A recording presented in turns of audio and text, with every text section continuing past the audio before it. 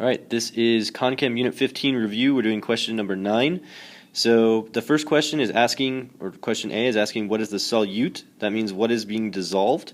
So in this case it says we are dissolving 30 grams of magnesium chloride, so magnesium chloride is your solute. The solvent, on the other hand, is what does the dissolving, so in this case that would be the water, which is doing the... Now for percent mass, we need to be careful. For percent mass, first of all you need to know that the formula is the mass of the solute divided by the total mass of the solution.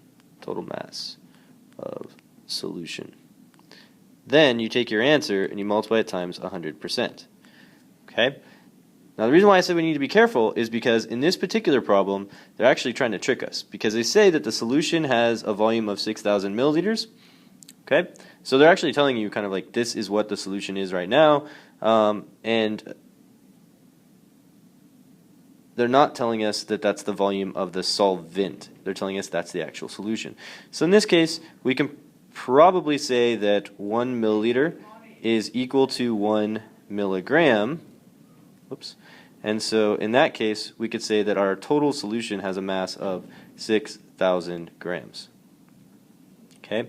Now if they had said 6,000 milliliters of water, then you'd need to add that into the 30 grams of magnesium chloride and get a total that way. But since they're actually talking about the solution, we're going to say that the solution has a total mass of 6,000 grams. So to calculate it for C, we're going to take the mass of the solute, which is 30 grams. We're going to divide it by the total mass of the solution, which is what they gave us at the beginning of the problem.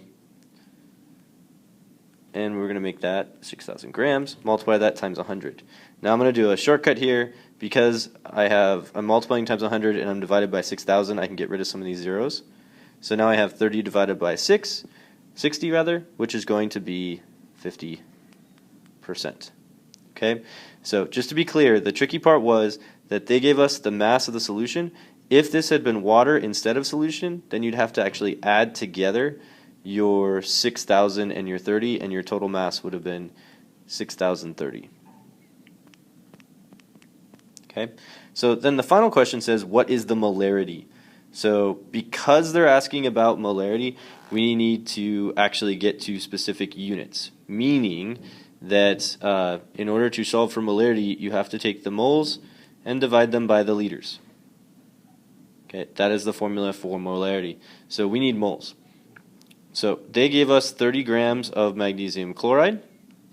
We're going to need to convert that into moles before we can solve for part D. So 30 milligrams of magnesium chloride, we have to go to the periodic table. We want to get rid of grams and convert it into moles. So I go to the periodic table.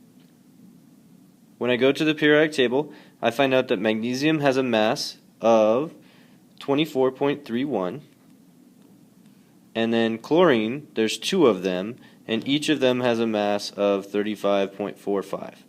So I'm going to add 24.31 plus 35.45 twice. And that's going to give us a total mass of, molar mass for magnesium chloride of 95.21. So then I do my math. I do 30 divided by 95.21, and I get 0.31. Okay, and that is moles. So now, in order to calculate my molarity, I needed to know moles divided by liters, right? So I have my moles, they're right here. If I look back at the problem, they told me we had 6,000 milliliters, right? So 6,000 milliliters is the same as 6 liters, because 1,000 milliliters equals 1 liter. So we can come down here, divide this by 6 liters, and then, so 0.31 divided by 6 is going to give me 0.05 molar. And that's our solution. So the real trick to molarity problems is to know the units of molarity. They're moles per liter, so that means that you always have to have moles and liters to solve the problem. When you look at your problem, make sure that your volume is in liters and that your mass, if you have one, gets converted into moles, or you can't solve it.